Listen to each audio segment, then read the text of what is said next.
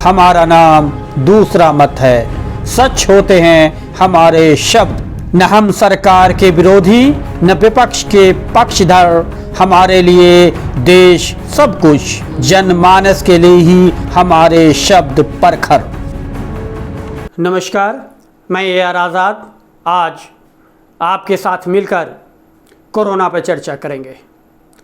देश में कोरोना का जो विकराल रूप है और उस रूप से जो उपजी परिस्थितियां हैं, उससे हमारी तरह आप भी वाकिफ़ हैं। आज पूरी की पूरी व्यवस्था चरमरा गई है और हमारा विज्ञान भी अचंभित भी है, क्योंकि आस्था के नाम पे आज देश में कई विचित्र चीज़ देखने सुनने को मिल रही है। और इस विचित्र चीज़ से देश के लोग भी हैरान हैं, परेशान हैं, और पूरी दुनिया भी हैरान और परेशान है। कई लोग जो कोरोना के भय से भयभीत हैं, उनके सामने भी एक परेशानी यह है कि वो क्या करें।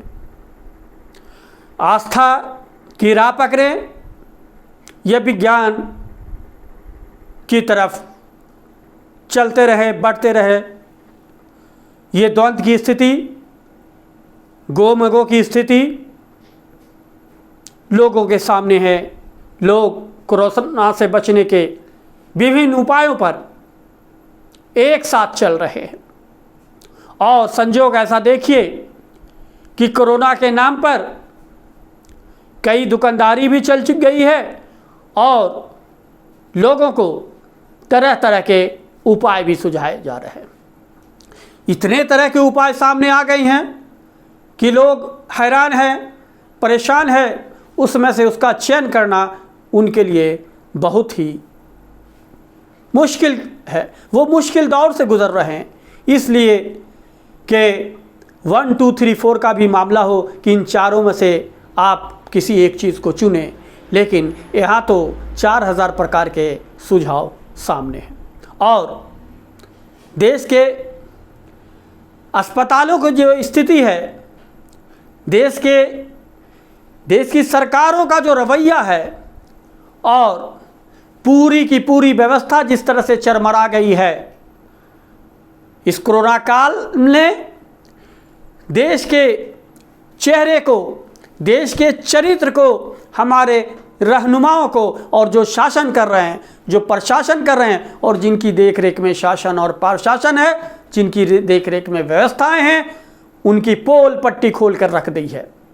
अब तक, जब तक कोरोना नहीं हुआ था, वही एक शख्स दुनिया के सामने बड़ी बड़ी बातें करके दुनिया का बेताज बादशाह कहलाता था।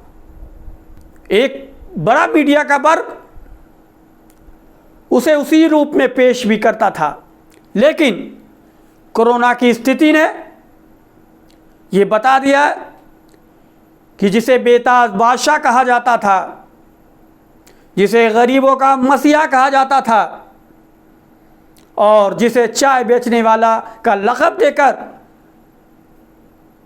उन्हें सम्मानित किया जाता था, कोरोना ने ये जता और बता दिया कि ऐसा कुछ भी नहीं था। ये एक प्रोजेक्ट था, उस प्रोजेक्ट पर काम किया जा रहा था, पूरी टीम लगी हुई थी और उन चेहरे को चमकाया जा रहा था।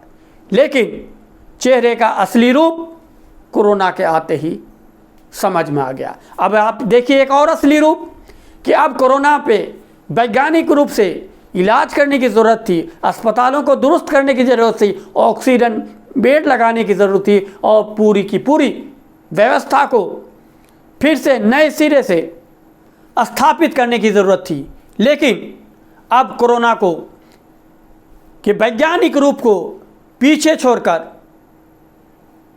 उस पार्टी और उस पार्टी के सरकार और उसकी मातृ संस्था यानी सरकार, केंद्र सरकार, जिनकी सरकार है वो बीजेपी, और जिनकी बीजेपी के जो मातृ संस्था है, ये मातृ संगठन है आरएसएस, ये आस्था के नाम पर लोगों को बजाफ्ता लेटर देकर,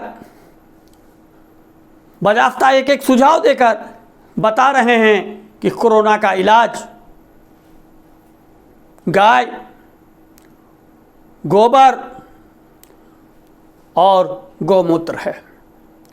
और आप जानकर हैरान हो जाएंगे, परेशान हो जाएंगे कि इस प्रस्ताव का अनुमोदन भी बीजेपी संघ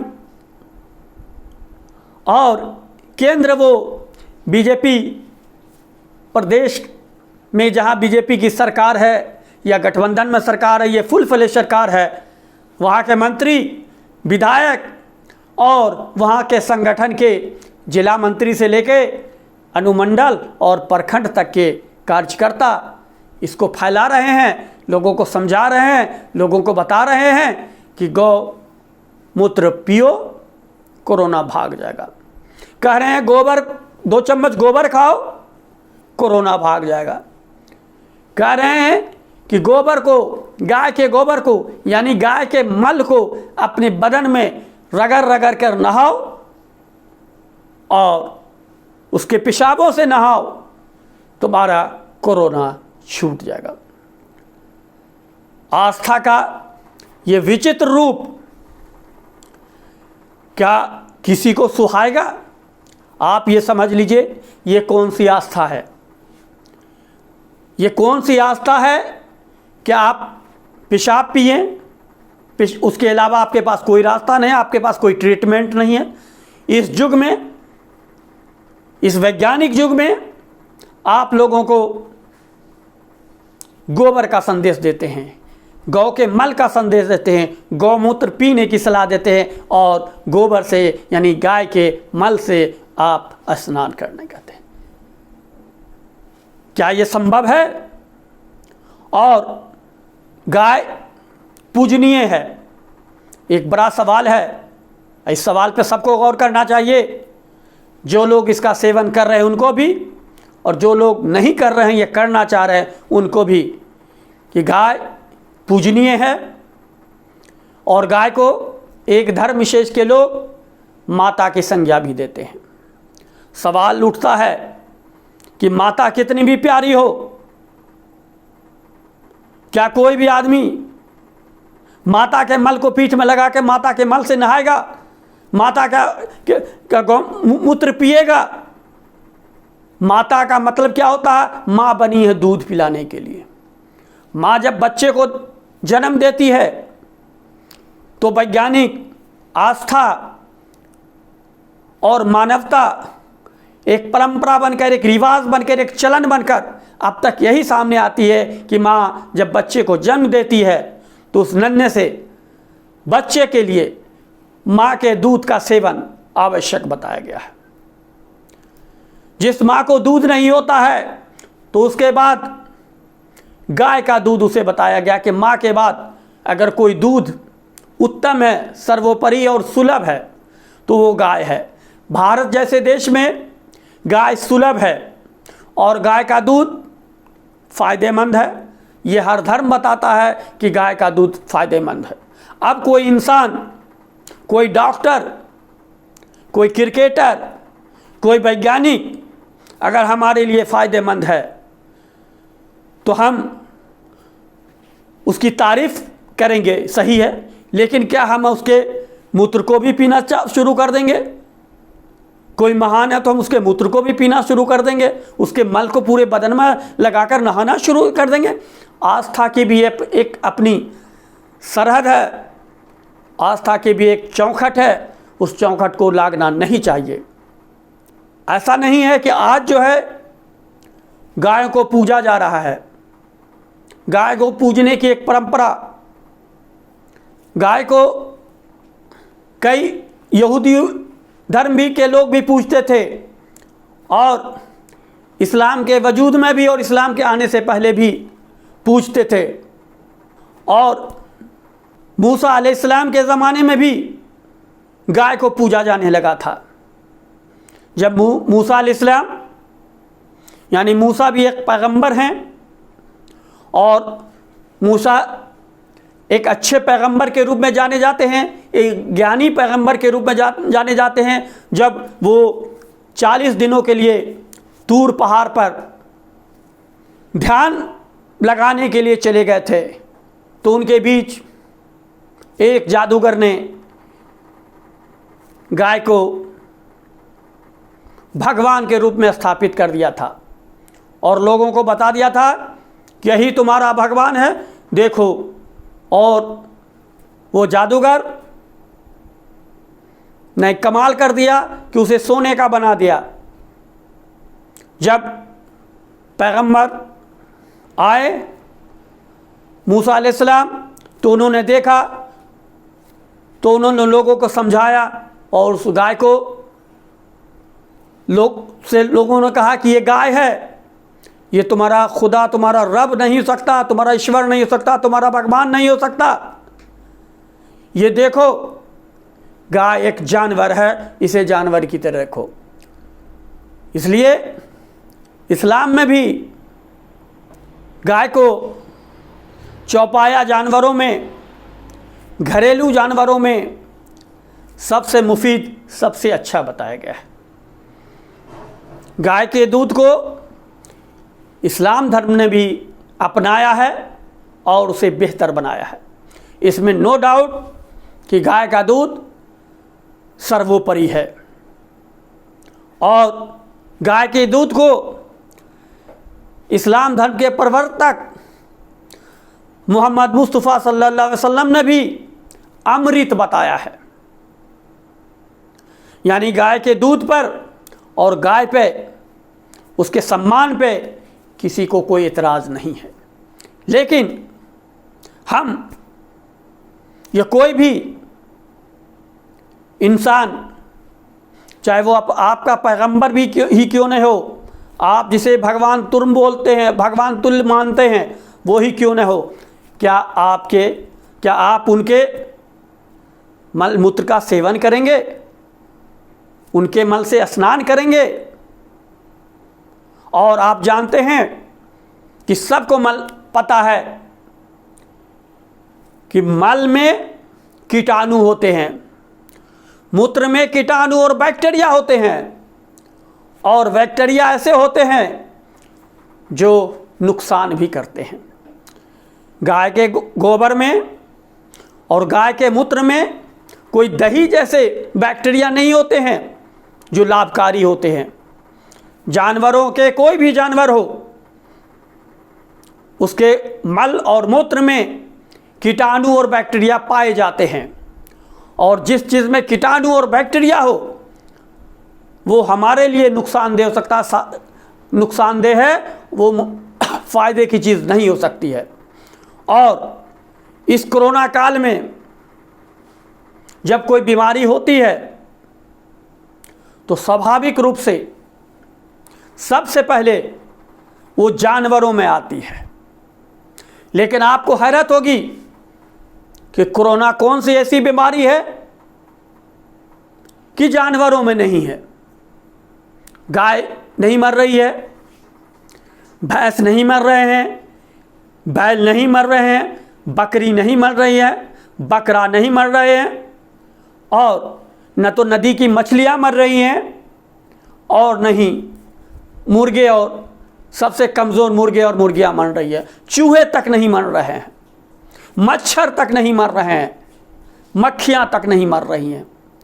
तो फिर आदमी कैसे मर रहा है? तो अगर गोबर लगाने से कोई आदमी कोरोना से बच सकता है, और वो भी गोबर और गाय के मूत्र को पीने से, गाय के मूत्र से स्नान करने से, और गाय के गोबर को खाने से, आप समझिए कि ये क्या विचित्र मामला है। इस पर वैज्ञानिक भी पसोपेश में हैं, और IMA ने तो कह दिया है, इंडियन मेडिकल एसोसिएशन ने, कि ये उल्टा लेने के देने न पड़ जाए, क्योंकि इसका साइड इफ़ेक्ट आपको त्वचा रोग भी दे सकता है और कई तरह की बीमारियां दे सकता है। कीटाणु जब आपके शरीर में प्रवेश करेंगे, जब आप गौमूत्र का सेवन करेंगे, जब आप गोबर खाएंगे तो वो जाहिर सी बात है उसके साथ कीटाणु भी जाएगा, बैक्टीरिया भी जाएगा, और जब कीटाणु और बैक्टीरिया दोनों जाएंगे तो आपके शरीर में एक रासायनिक प्रतिक्रिया होगी, और उस रासायनिक प्रक्रिया से जो प्रतिक्रिया होगी वो आपके लिए ख़तरनाक होगा। और आप ये जानिए कि इस तरह की आस्था कम से कम सरकार के तौर पर नहीं होनी चाहिए थी। आरएसएस एक जागरूक संगठन के तौर पर अपने आप को प्रसारित करती है, उसकी तरफ से नहीं होनी चाहिए थी। बीजेपी अपने आप को पढ़ी लिखी पार्टी कहती है, उसकी तरफ से नहीं होनी चाहिए थी। इसको बढ़ावा देना कहीं से भी आपके दृष्टिकोण को वैज्ञानिक नहीं बताता है, और ये आस्था कभी प्रचलित नहीं रहा है। ये आस्था पूजा पाठ और यज्ञ आदि के समय थोड़े मात्रा में देखा और सुना जाता रहा है। उसकी एक अपनी प्रक्रिया रही है, लेकिन उस पूजा पाठ हवन और यज्ञ के दौरान इस छोटी सी चीज़ को आप पूरे के पूरे शरीर में लेप लें। आप 2 चम्मच गाय के गोबर को खा लें, आप 1 गिलास गौमूत्र पी लें और गाय के सारे गोबरों को लेप लें, और काफ़ी देर के बाद जो है गौमूत्र से स्नान करें। जाहिर सी बात है कि ये कहीं से ये वैज्ञानिक सोच नहीं हो सकता है, ये कोरोना को मारने का सोच नहीं हो सकता है। अगर सरकारी तौर पर जिस तरह से हो रहा है, अगर आप उस पर गौर करें तो आप समझ लीजिए कि कोरोना कोई बीमारी नहीं है और कोरोना नहीं है। ये कोरोना एक जाल है, एक जाल बुना गया है।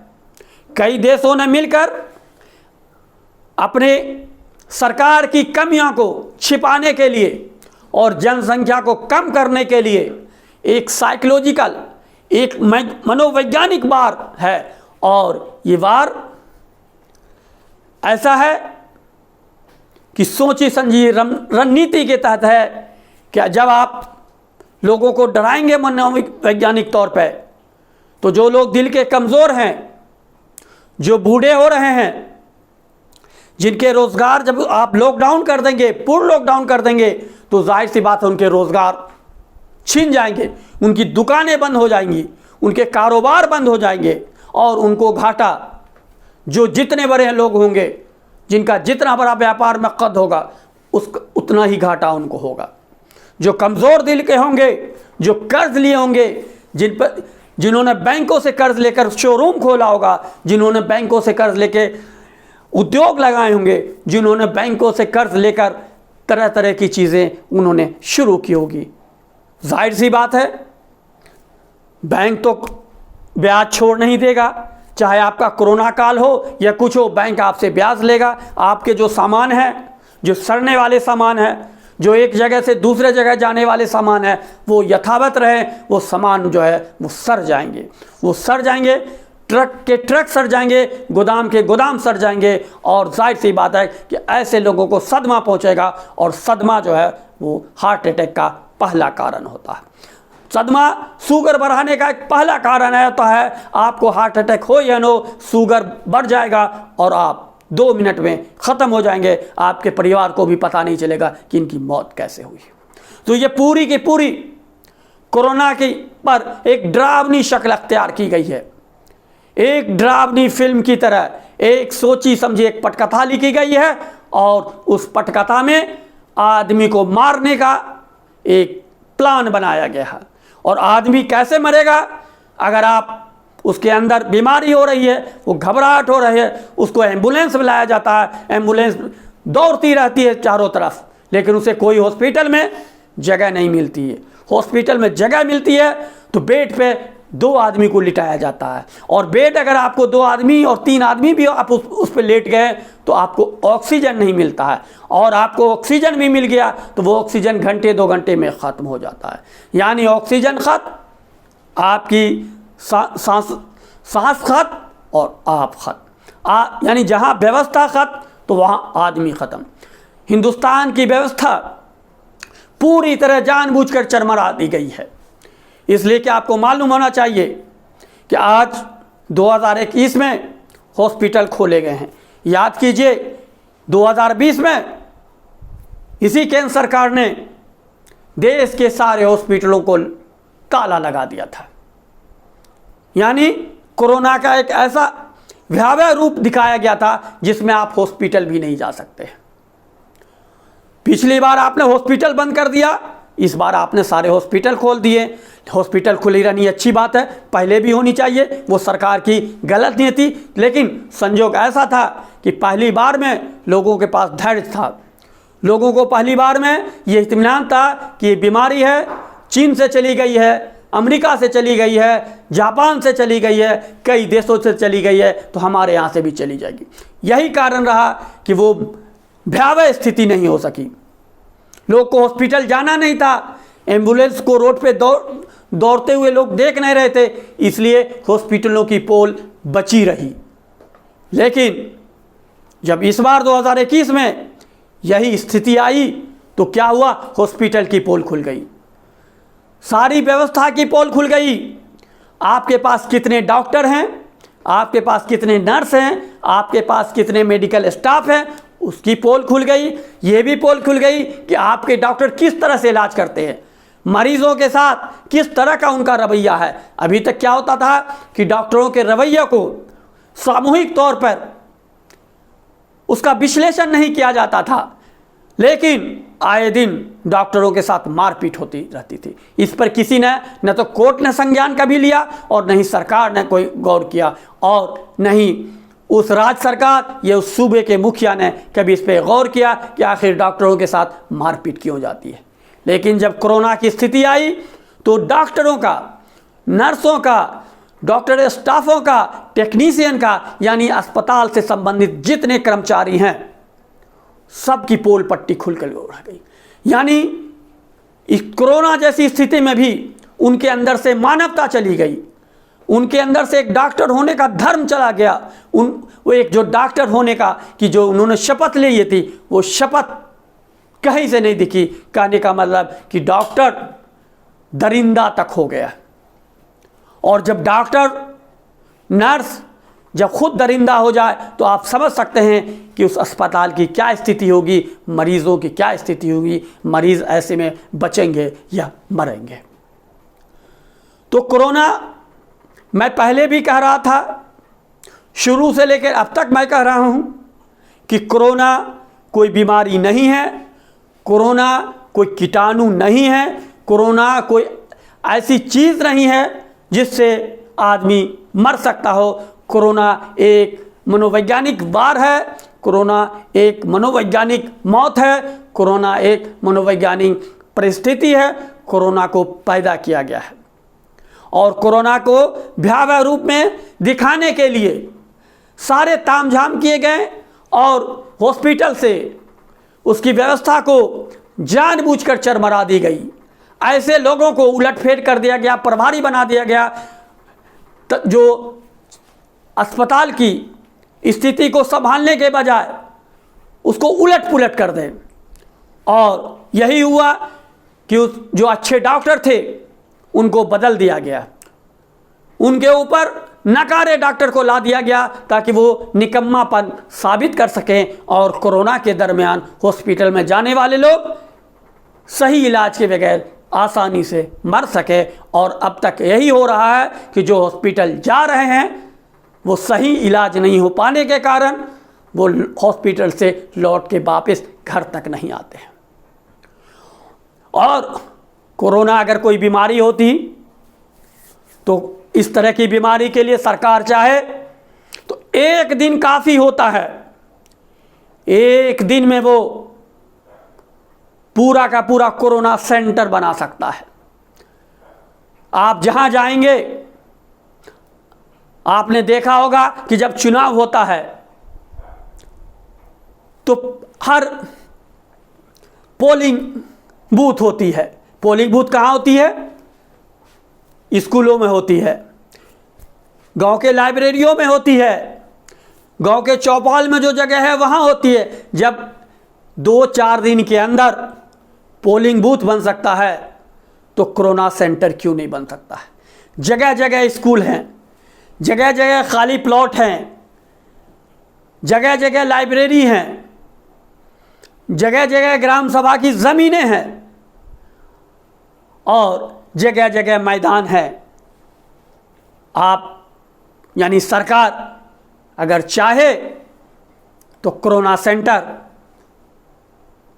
1 हफ्ते में स्थापित कर सकता है। और मौजूदा केंद्र सरकार और मौजूदा कुछ राज्य सरकार के मुखिया की तरह अगर सरकार वाहियात हो तो इसी तरह लोग मरते रहेंगे और इसी तरह कोरोना से बचने के लिए गौमूत्र पीते रहेंगे, गोबर यानी गू खाते रहेंगे और उसी गोबर को से नहाते रहेंगे और उसी पेशाब से नहाते रहेंगे। इस पर तो सरकार को प्रतिबंध लगाना चाहिए था। सरकार खामोश है और सरकार के लोग, बीजेपी के लोग, संघ के लोग इस तरह के आस्था के बहाने लोगों की जान से खिलवाड़ कर रहे हैं। आपको समझना चाहिए कि जब एक साथ इस तरह से लोग नहा रहे हैं, आप 2 मीटर दूरी की बात कर रहे हैं और वो खुले बदन एक साथ नहा रहे हैं, एक साथ गौमूत्र पी रहे हैं, एक ही गाय के गौमूत्र पी रहे हैं, एक ही गाय से जो वो गोबर से नहा रहे हैं, तो किस डिस्टेंस का पालन हो रहा है? और उनके अंदर जो कीटाणु जा रहा है, जो विषाणु जा रहा है, उसका साइड इफ़ेक्ट जब होगा तो क्या होगा? और उसके साइड इफ़ेक्ट में अगर वो लोग जहाँ जहाँ जा रहे हैं एक दूसरी तरह की बीमारी अगर उन्होंने फैला दी, जो सही मायने में वो बीमारी हो और वो ऐसी बीमारी हो जो जानवर से होती है और जानवर से होकर आदमी में जाती है, तो ये कहीं एक मौत का और ये नया सिलसिला न शुरू हो गया हो कि चलो कोरोना से लोग नहीं मर रहे हैं तो इस तरह से लोगों को मारा जाए ताकि जनसंख्या बड़ी तेज़ी के साथ घटे। ये क्या हो रहा? विज्ञान इस पर जो हैरतज़दा है, IMA इंडियन मेडिकल एसोसिएशन हैरतज़दा है, लेकिन सरकार के सामने कौन कहे आ बैल मुझे मार, सब डर के मारे खामोश है, चाहे वो डॉक्टर हो, वैज्ञानिक हो या किसी भी विभाग का हो, क्योंकि सबको मालूम है कि इस सरकार में जो हैं वो बदले की भावना से काम करते हैं, वो बदले से लोगों को निपटाने का काम करते हैं, वो किसी को नहीं छोड़ते हैं।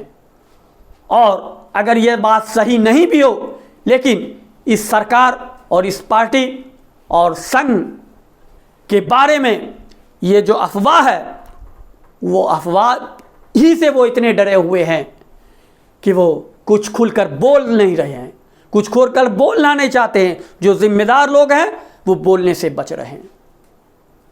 जिन्हें बोलना चाहिए था, जिन्हें बताना चाहिए था, जिन्हें विरोध करना चाहिए और इसका वैज्ञानिक कारण बताना चाहिए कि गाय के गोबर के स्नान करने से क्या क्या परेशानी है, किस तरह की बीमारी हो सकती है, गाय के गोबर को खाने से आपके शरीर में किस तरह का परीक्षण के बाद परिणाम आ सकता है, इस पर कोई न सरकार बोलने को तैयार है, न इस पर वैज्ञानिक बोलने को तैयार है, न इस पर IMA बोलने को तैयार है खुलकर, और न ही कोई किसी डॉक्टर में इतनी हिम्मत है कि वो इसको रोकने की कोशिश करे।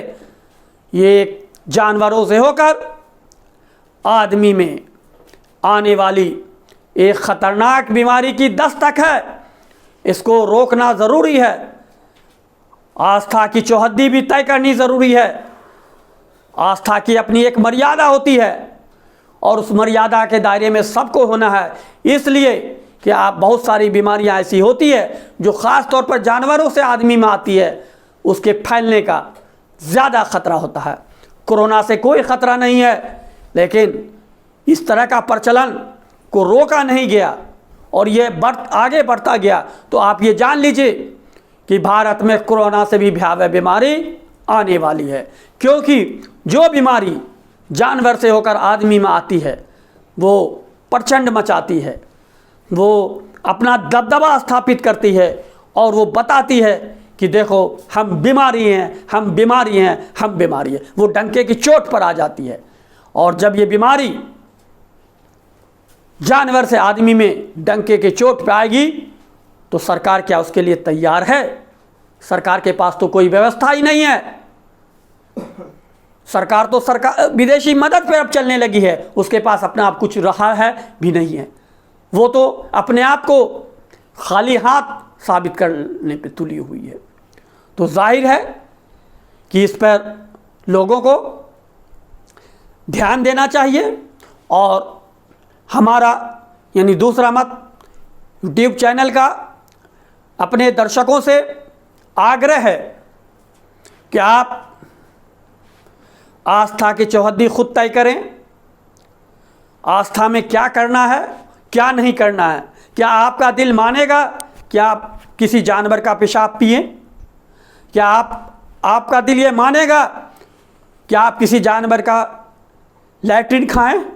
क्या आपका दिल मानेगा कि किसी जानवर के लैट्रिन से आप धोएं और पेशाब से नहाएं?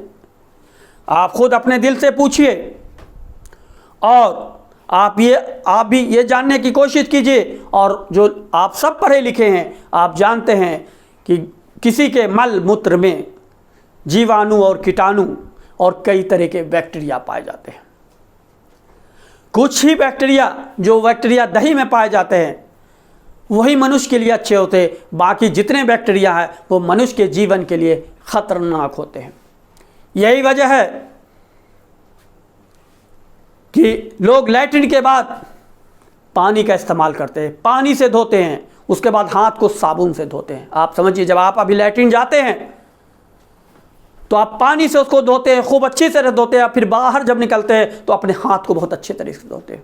क्यों धोते हैं?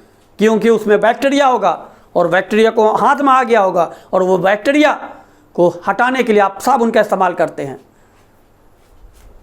लेकिन आप एक जानवर के मल मूत्र का सेवन करते हैं, पूरे शरीर में लगाते हैं। क्या आप अपने मल मूत्र का सेवन या अपने मल और मूत्र से स्नान करेंगे? आप अपने दिल से ही सवाल पूछिए। अगर आपका दिल कहे कि हाँ, हम अपने मल मूत्र से स्नान कर सकते हैं, अपने मल मूत्र को खा सकते हैं, तो कीजिए।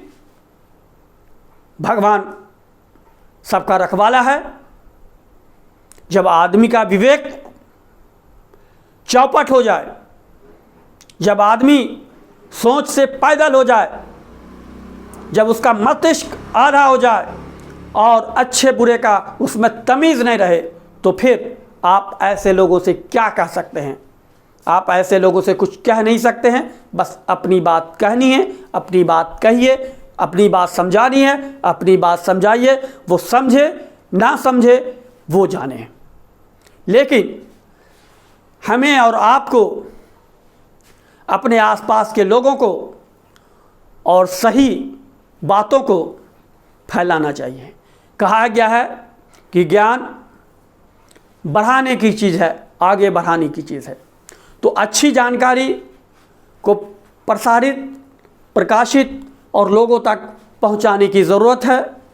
ये सारी चीज़ कोरोना के नाम पे, आस्था के नाम पे जो चीज़ हो रही है, आप उस पर गौर कीजिए, उसके वैज्ञानिक आधार को खोजिए, तलाशिए और इस पर आप अपनी विवेचना खुद से कीजिए।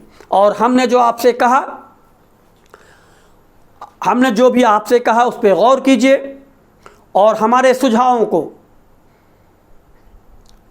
सुनकर समझकर आप अपने सुझाव हमें दें। हमारे कमेंट्स बॉक्स में लिखें कि हमने जो कहा है क्या वो सही कहा है, गलत कहा है, या आपकी नज़र में ये इससे बेहतर क्या सुझाव हो सकता है। आप बेबाक अपनी राय दें और मुझे आपकी बेबाक राय का इंतज़ार होगा। और फिर एक आपको याद दिला दें कि अगर आप लोगों ने हमारे YouTube चैनल दूसरा मत को अब तक सब्सक्राइब नहीं किया है तो आप ज़रूर सब्सक्राइब कर लें। इसलिए कि जब आप सब्सक्राइब करेंगे तो सबसे पहले वीडियो आपके पास पहुंचेगा। हमारा प्रोग्राम सबसे पहले आप देखेंगे और फिर सबसे पहले आप अपनी राय भी देंगे। आप की राय से हमारे ज्ञान में परिमार्जन होगा और हमारे वीडियो से आपके ज्ञान में परिमार्जन होगा। तो अब हम अगले किसी वीडियो में आपसे रूबरू होंगे। अभी के लिए हमें इजाज़त दीजिए। नमस्कार। हमारा नाम दूसरा मत है, सच होते हैं हमारे शब्द, न हम सरकार के विरोधी न विपक्ष के पक्षधर। हमारे लिए देश सब कुछ, जनमानस के लिए ही हमारे शब्द परखर।